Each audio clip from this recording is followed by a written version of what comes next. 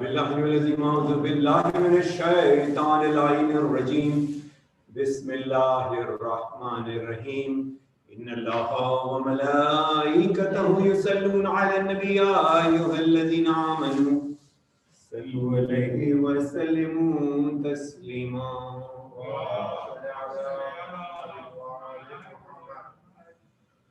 الله أكبر الله أكبر الله أكبر الله أكبر أشهد أن لا إله إلا الله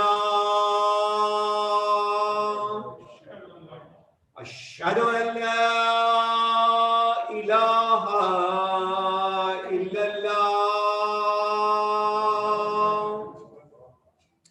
أشهد أن محمدا رسول الله صلى الله عليه وآله وسلم أشهد أن محمدا رسول الله صلى الله عليه وآله وسلم أشهد أن أمير المؤمنين وإمام المتقين عليا ولي الله أشهد أن أمير المؤمنين وإمام المتقين عليا حجة الله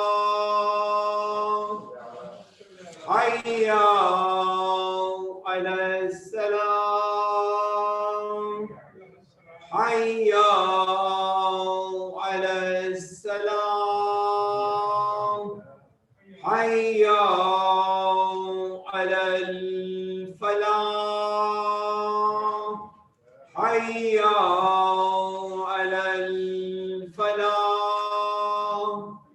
حي على خير العمل حي على خير العمل الله أكبر الله أكبر لا إله إلا الله لا إله إلا الله اللهم اجعل قلبي قارئا بالصار ورزقي دارا ولا تبار وجلدي من قبر نبيك محمدا مستقرا مقررا برحمتك يا أرحم الراحمين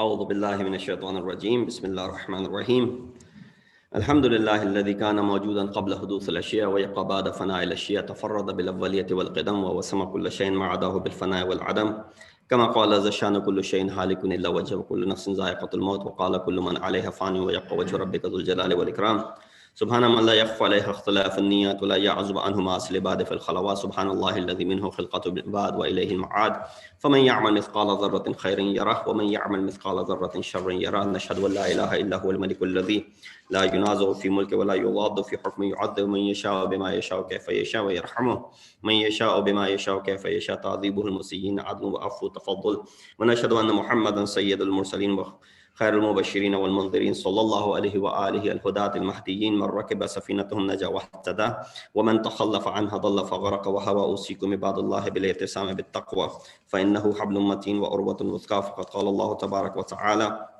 وقوله الحق وهو أصدق القائلين بسم الله الرحمن الرحيم إن المبذرين كانوا إخوان الشياطين وكان الشيطان لربه كفورا صدق الله العلي العظيم السلام عليكم ورحمة الله وبركاته. I begin by advising myself and all of you to adopt the taqwa of Allah as is the best of provisions. The verse that I recited is from Surah Bani Israel, chapter 17, ayat number 27, in which Allah subhanahu wa ta'ala says, do not be wasteful spender Squanderers are the brothers of Shaitan. Shaitan was faithless to his Lord. When we look at this ayat and many such ayat in which there's a discussion pertaining to Shaitan, who's been mentioned as an open enemy to mankind, regardless of how he presents things, which might seem attractive initially, but at the end of the day, it is something which is dark at the end and something which will be not in our favor. Amir al-Mu'mineen Ali ibn Abi Talib ﷺ has a beautiful kalam in this regard where he says, be light and you shall reach your destination easily. He says, takhaffafu talhaqu.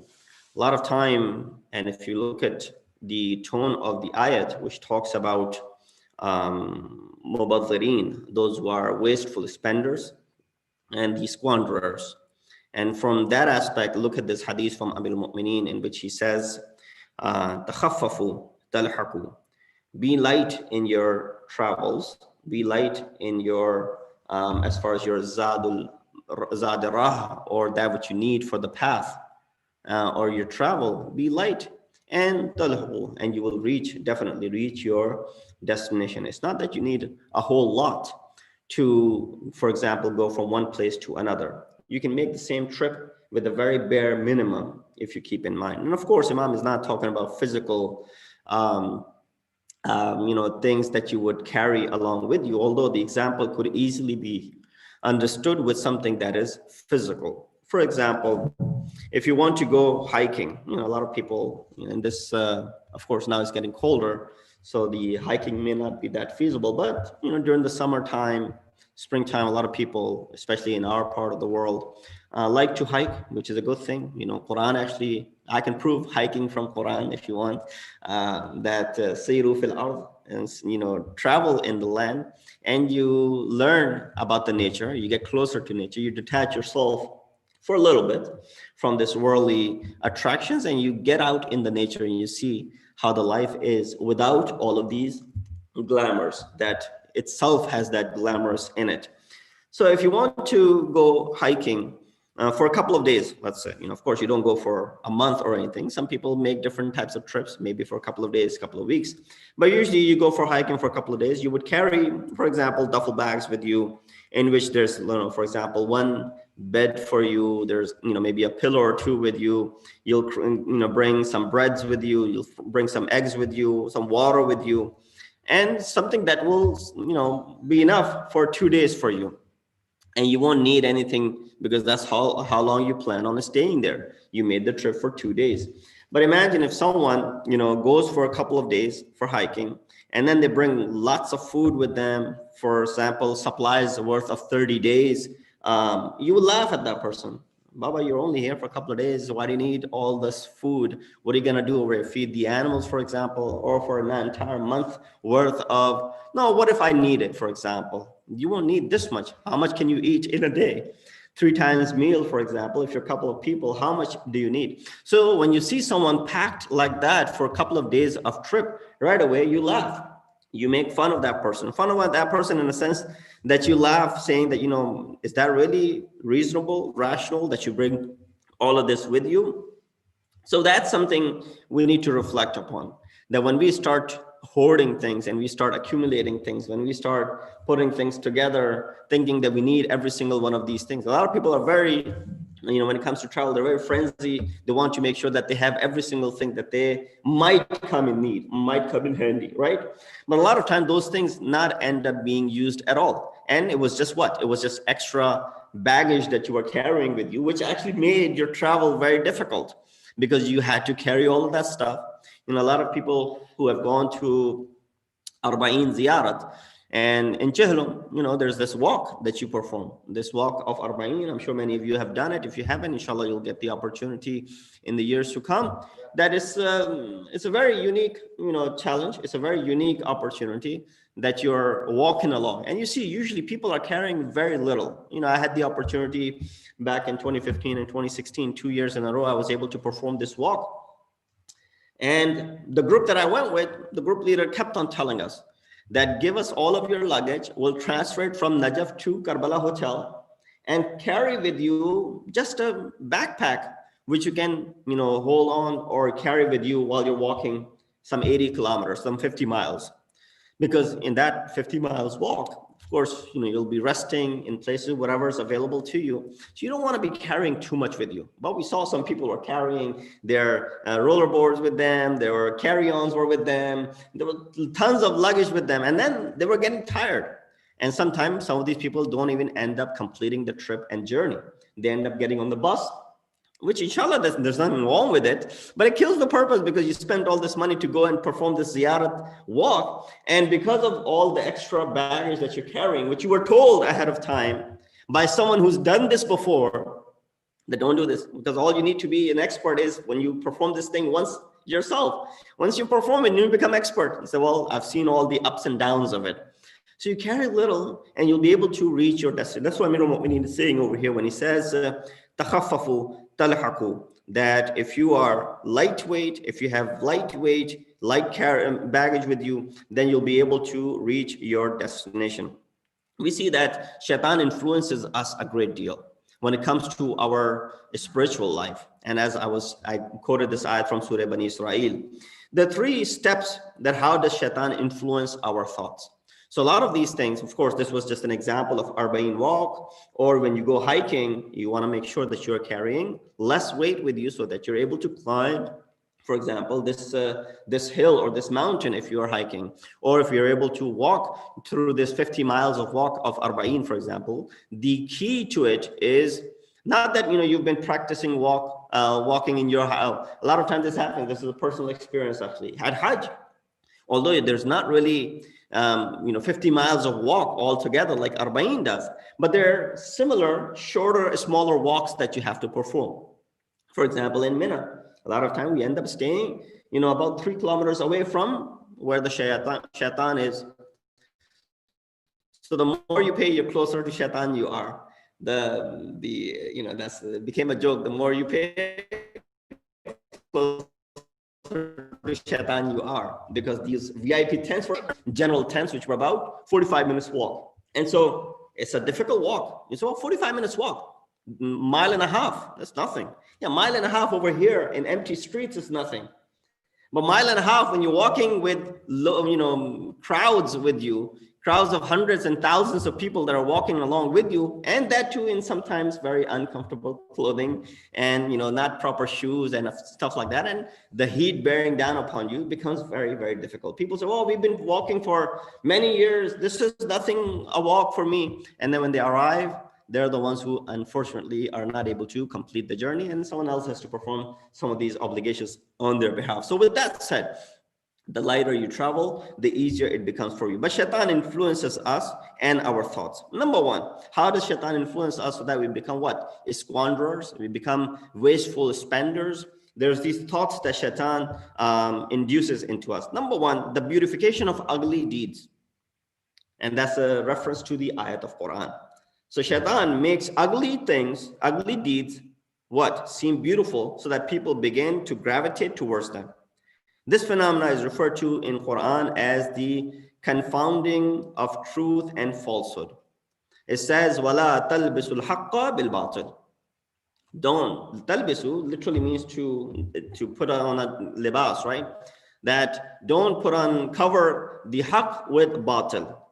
By beautifying ugly deeds is a relatively easy task that conforms to base human desires. It is for this reason that the following ayat was revealed. فَزَيَّنَا لَهُمُ الشَّيْطَانِ أَعْمَالَهُمْ فَهُوَ وَلِيُّهُمْ يَوْمَ. For example, it says shaitan made their actions seem beautiful to them and then diverted them from Allah's path. So he presented this deed as something which is a beauty, which is something you will get beautification out of it, some sort of fantasy out of it, and you're gravitated toward that deed. Although at the end, you know that it is something which is not in your favor. It's against your desires. But because it seems so beautiful, it seems so attractive that you gravitate toward it. So ayat of Quran is saying in Surah Nahl, ayat number 63, chapter 16, 63 says, فَزَيَّنَ لَهُمُ الشَّيْطَانِ أَعْمَالَهُمْ. Shaitan made their actions seem beautiful to them. So even if you, for example, I'm just giving example randomly. If someone robs a bank, right away shaitan will present this idea to them as something which is okay, something which is fine, something there's nothing wrong with it. Ideas such as, oh, this is the bank of kuffar, so if you steal from it, you're not really doing anything wrong. Or if you harm someone or hurt someone or anything of that sort, he will find beauty in it, something which will what? Make you attracted to it. And then not only just make it attractive, but you'll lose the concept of it being what? False. وَلَا تَلْبِسُ الْحَقَّ بِالْبَاطِلِ. You know, it sort of covers the haqq, the righteousness, the truth, with falsehood. And all you see is this false, the mirage, right? You see it from far distance, you see mirage. You go closer, you see what? It's gone. So that's what, this is just illusion from your eyes that you see that it is there, but it is no longer there. That's what shaitan does. He'll beautify something for you. He'll present you in a very nicely decorated present and a gift wrap. So you're attractive. You want to open and see what's in it. And then you're disappointed afterwards. So that's one thing that Quran mentions. There's another place in Surah Anfal, ayat number 48, I believe. It says, Shaitan made their deeds seem attractive to them and said to them, no one today is more powerful than you, and I am your supporter. This was ayah which was revealed, a war between Muslims and kuffar. That right away Shaitan is saying to them, what? You know, I am your supporter. Go against and fight. Nothing will get in between, and I will be your supporter. But when the two armies confronted one another and the pagans were defeated, then Shaitan betrayed his friends, saying, I'm not your friend anymore. I wasn't there from the very beginning anyway. I was just deceiving you. I see what you do not see. I'm afraid of God. And God is severe in his retribution. He said, I was able to see the angels on the other side. You weren't able to see it. He, in fact, is doing what? He's showing his faith in Allah by saying what? That I see what you do not see. I'm afraid of God. So Shaitan shows that he's what? Fearful of Allah. Because he sees the reality. If only you and I can see the reality. That's why Quran says, وَعْبُدْ رَبَّكَ حَتَّى يَأْتِيَكَ الْيَقِينَ. Worship Allah until you get to this certainty, yaqeen, that you're able to ascertain things. And this yaqeen refers to maut in this particular ayah. Worship Allah until death comes upon you. Because when death comes upon you, then you're at the highest level of yaqeen, unfortunately. Which yaqeen you should have attained while you're still alive. If you were able to see that which you're able to see after your death, then you would refrain from some of these things. So that's the first harba of shaitan, that what he do, he beautifies, and the beautification of ugly deeds. Number two, false promises. Actually, the previous ayah does refer to that as well. But false promises, by making false promises and encouraging one's far-fetched hopes. Don't worry, you'll get to it. You know, that encouragement. Pursue this false path of consuming interest, for example. Nothing wrong with it. There's a little kickback you're getting, don't worry about it. But eventually, the result is in your favor. Or you tread down something else. You know, many examples could be given in this area. These false promises and these false hopes come in, not from Allah subhanahu wa ta'ala. Rather, shaitan is doing this waswas to you. You will attain it. Just a little bit of discrepancy, just a little bit of hera pheri, jisko hum kehte hain Urdu mein. Thodi bahut hera pheri karni padegi, magar eventually you will get to it. So that is the false promise that he gives you. Shaitan keeps a person's mind engaged in thoughts that are far from reality. This is something which is unachievable. It's beyond your ability to get there, because certain people can get there. Don't fall, prey to the victim, or fall victim to that notion that everything is achievable. True, you should not give up. Nobody's telling you, nobody's discouraging you, but all in the halal way. If I have to climb my way up through haram, that is not worth it. Then you're better off where you are and continue to do in the halal way. If I have to take kickbacks, if I have to do some corruption, if I have to take interest, if I have to take bribe, I have to give bribe and make my way up and achieve these far-fetched, hopes, then yes, it might be possible. So that's the second thing. As Quran says, وَمَا يَعِدُهُمْ الشَّيْطَانُ إِلَّا غُرُورًا. Shaitan promises them and compels them to entertain far-fetched hopes. That's ayah number 4, chapter 4, ayah 120. In a hadith from Amir al-Mu'mineen Ali ibn Abi Talib alayhi salatu wasalam, it's actually a beautiful story related to his servant Qambar. Someone had that Qambar, his servant, was insulted by a naive person. Imam was walking with him, Qambar was with him. Someone naive, not knowing the status of Qambar, went ahead and insulted him. Of course, Qambar is not masoom, so he became angry.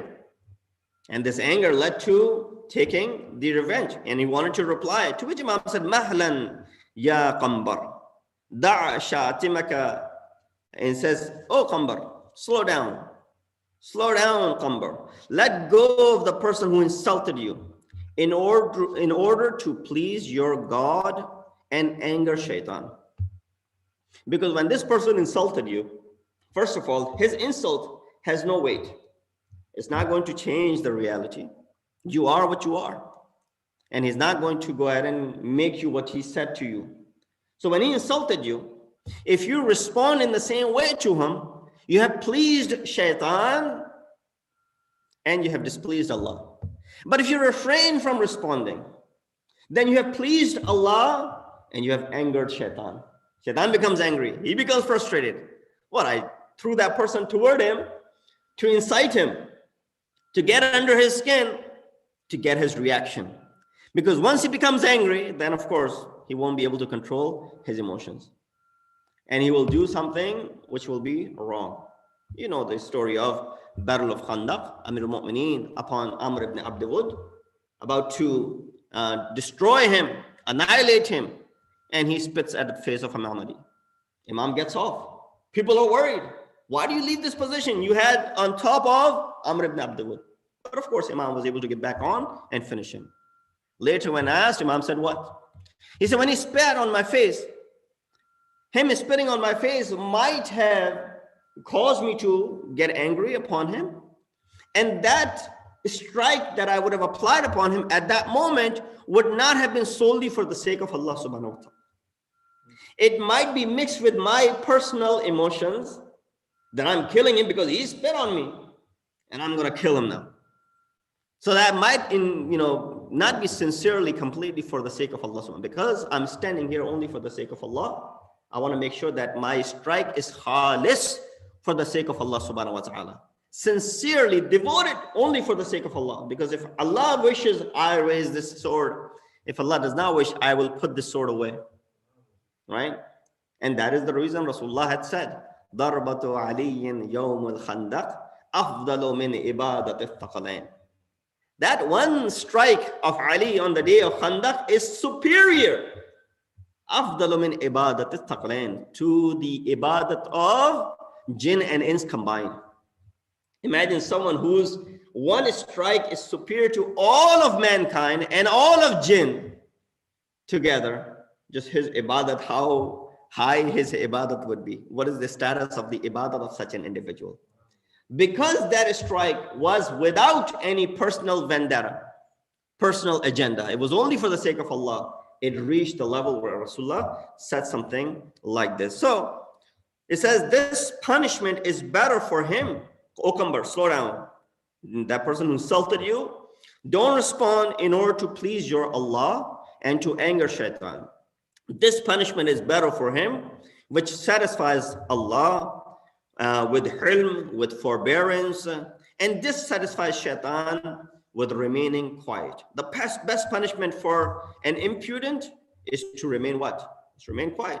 Because وَإِذَا خَاطَبَهُمُ الْجَاهِلُونَ قَالُوا سَلَامًا. When a jahil is speaking to you, there's no reason to debate the jahil. It's better to remain silent and say salam and move forward. So these are two things. Number 3, fear. So what first was, let's recap, shaitan beautifies the actions. Number 2, what does he do? Shaitan gives you false promises. Number 3, what does he do? He instills fear in you. So he has that capability. To many of us, he does. But if you are truly a mu'min, Riwayah says shaitan does not have any tasallut over you if you're a true mu'min. I may be wrong, it might actually be an ayat of Quran. That there's no tasallut of shaitan upon those who are awliya Allah. Third is the fear. Another one of shaitan's trick is to frighten people about the future. Honestly speaking, all of us listening online and those few who are sitting here, think about it. How many times have you done something out of fear for the future, which you then later regretted? I didn't really need to do that. You made certain decisions out of fear. What if that happens? What am I going to do then? So let's go ahead and do this right now. And then later it turned out, oh, it wasn't really needed. That was the fear that was instilled in your heart. You know, let me take this bribe for the future of my kids, for example, for the future of myself. And, you know, I have to pay this bill, I have to pay that bill. A little bit of a bribe over here or there would not hurt. You do that for the fear that you have for the future. Such fear results in hopelessness, cynicism in Allah, that you become skeptical, suspicious that Allah will give you. You become suspicious of Allah's mercy upon you. Lack of trust in Allah, and finally, complete abstention from any benevolent action. For instance, shaitan frightens people of poverty to such an extent that they are driven to miserliness. Ash-shaytan ya'idukum al-faqr. Again, ayat of Surah Baqarah 268. Shaitan threatens you with poverty. وَيَأْمُرُكُمْ بِالْفَحْشَةِ. And then he wants you to do what? Commands you to do something which is indecent. Wallahu ya'idukum maghfirah. On the contrary, Allah subhanahu wa ta'ala promises you forgiveness. Minhu wa fadlan. Wallahu wasi'un alim. On the other hand, Allah subhanahu wa ta'ala wants you to do what? Refrain from that. So shaitan, he threatens you with poverty and he enjoins you towards sin. And then you fall victim to that. There are many such ayat in this reference. I can give you references. Surah Ma'idah 91 talks about that. And other places also where shaitan is encouraging you to do something which is what? Which is out of fear for the future that you may have. Lastly, I want to conclude with this discussion where Allah subhanahu wa ta'ala in Surah Baqarah 168 says, Ya ayyuhan nas kulu mimma fil ardi halalan tayyiban wa la tattabi'u khutuwatish shaytan. Again, the word shaitan has appeared. He says, O mankind, eat of what is lawful and pure in the earth, and do not follow shaitan's steps. Allah tells us that eating haram is following the steps of shaitan. You've got to be very careful. I think I've emphasized, and I'm sure anyone else who stood on this mimbar or sat on the mimbar during the majalis of Muharram and Safar and Ramadan and the khutbah of Jumah, you've heard this numerous times. Haram consumption. And unfortunately, the part of the world that we live in, it's very difficult to discern between halal and haram. The moment we see the label halal, boom, we're not going to question anything. Halal, Malana, it says halal. Let's go ahead and eat. Let's go ahead and consume it, especially with the youngsters. I've seen it personally in some of the college campuses where the person is saying halal and they don't check anything. No, if the person is non-Muslim, then just claiming the fact that it is halal is not sufficient for you. You gotta do your thorough research. Oh, don't make life difficult and miserable for kids, Maulana. No, it's not making the life miserable for them. Because this haram consumption will have effect on them. It will have effect on them, which leads to indecency, which leads to them committing sins without even thinking about it twice. That's what consumption of haram does. When you consume something which is not permissible for you to eat, there will be effects of it on your body. When there are effects on your body, there's effect on your spirituality as well, on your soul as well.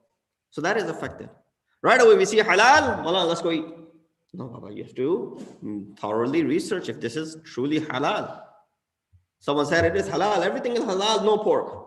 Right away that's giving you the concept, everything halal, no pork, means that he's referring to that all of the animals that they're serving are halal consumption, but not necessarily dhabiha halal.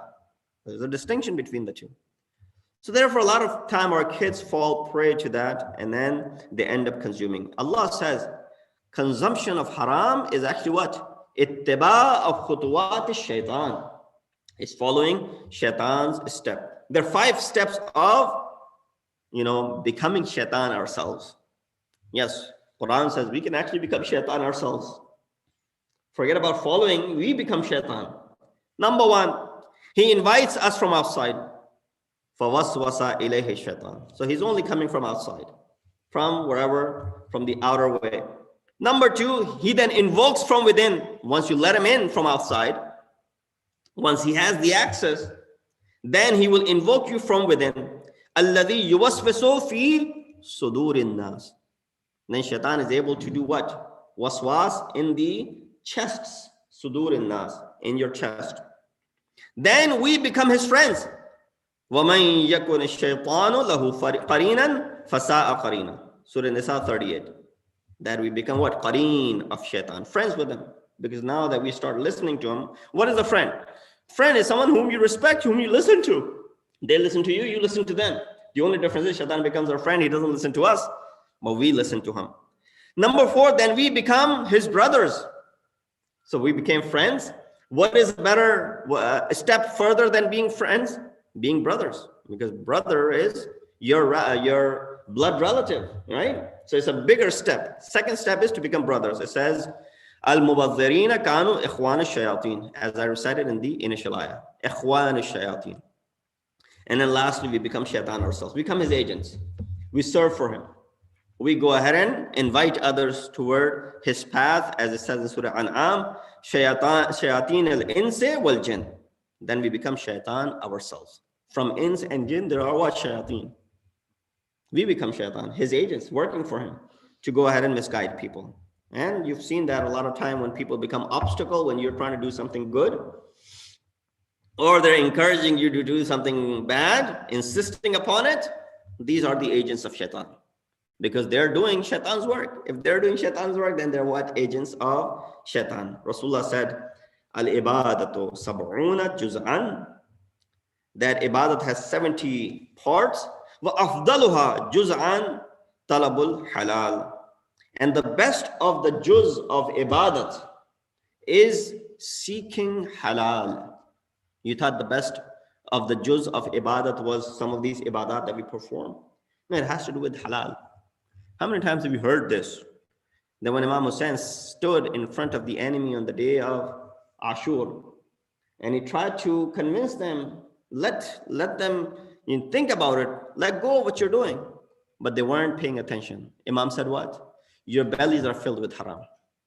That's why you're not having any effect of my words. Prophet said, Al-ibadatu sab'una juz'an afdaluha. The best of the juz is what? Talabul halal. 70 parts, best and the most virtuous is when you're seeking halal. In other words, going after halal is going after the best of the ibadat. We say, well, I perform all the ibadat. I pray 5 times a day, throw in namaz al-shab as well. I fast, I do charity, I do all of those things. But I am not so sure about my kasb and my iktisab and my earnings. That, might be 50-50. What 50-50? Well, there might be some haram in it. Consumption of haram and earning of haram. You say, well, then the best of the ibadat is not being performed. Worship with consuming haram is like building a structure on a sand or water. You see, we have, mashallah, when you're building something, engineer sitting over here, when you build something, do you not look for a land which is firm? Or do you start building in a wetland? Can you build something on a wetland? You say, well, it won't survive. You can't put too much weight on it. Or a land, for example, like sand, right? Where there's a desert, you want to build something on it. It'll never be stable. You want solid ground. So that's what it is when you don't have solid ground. It says worship with consuming haram is like building a structure on a sand or water which will lack any strength. In other words, Quran says it is an act which is in vain. And therefore we understand how important it is that we make sure that our consumption is halal. Otherwise we will be following the steps of shaitan. We ask Allah subhanahu wa ta'ala that He gives us the tawfiq and ability that we're able to deny shaitan and are able to counter shaitan and not follow his steps, and in return do not become shayateen ourselves. We ask Allah subhanahu wa ta'ala to hasten the reappearance of our awaited Imam, make us amongst the helpers and the soldiers of Imam. Inna hasan al-hadith wa ablagh al-mu'idha kitabullah. A'udhu billahi minash shaitanir rajim. Bismillahir rahmanir rahim. Wal asr innal insana lafi khusr illa alladhina amanu wa 'amilus salihat wa tawasaw bil haqqi wa tawasaw bis sabr.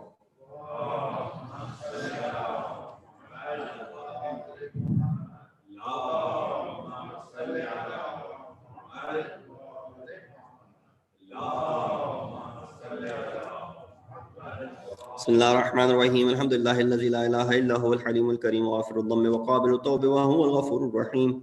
سبحان من سبقت رحمته وغضبه وبسط اليدين بالرحمة. سبحان من لم يكلف نفسا إلا دون وسعها وعفى عن السيئات ولم يجاز بها. سبحان من لا يزداد على معاصي العباد إلا كرما وجودا ولا كثرة الذنوب إلا عفوا وصفحا. نشهد أن لا إله إلا هو العطوف على العباد بجوده والعباد والمظلمين بحلمه. ونشهد أن محمدا نبيه وحبيبه سيد المرسلين وشفيع المظلمين بعثه رحمة للعالمين. لقد أمركم الله في محكم كتابه بالصلاة على نبيه وحبيبه فقال تعالى من لكم وتشريفا لصفيه إن الله وملائكته يصلون على النبي يا أيها الذين آمنوا صلوا عليه وسلموا تسليما.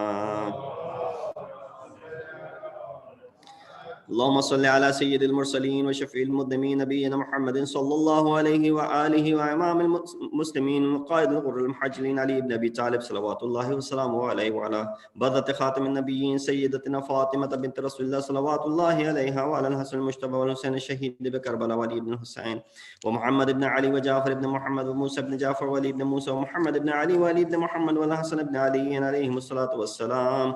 اللهم صل على مولانا صاحب الزمان ما هي آثار البدع والطغيان هادم أمنية الشرك والنفاق حاسد فروع البغي والشقاق صلوات الله وسلامه عليه وعلى آباء الكرام اتصلت الليالي والأيام. اللهم عجل فرجا اللهم عجل فرجا وسهل مخرجا واكحل ناظرنا بنظرة منا إليه واجعلنا من المستشهدين بين يديه وتفضل على أمرائنا المؤمنين بمزيد التوفيقات وازدياد الإقبال وألوف الدرجات.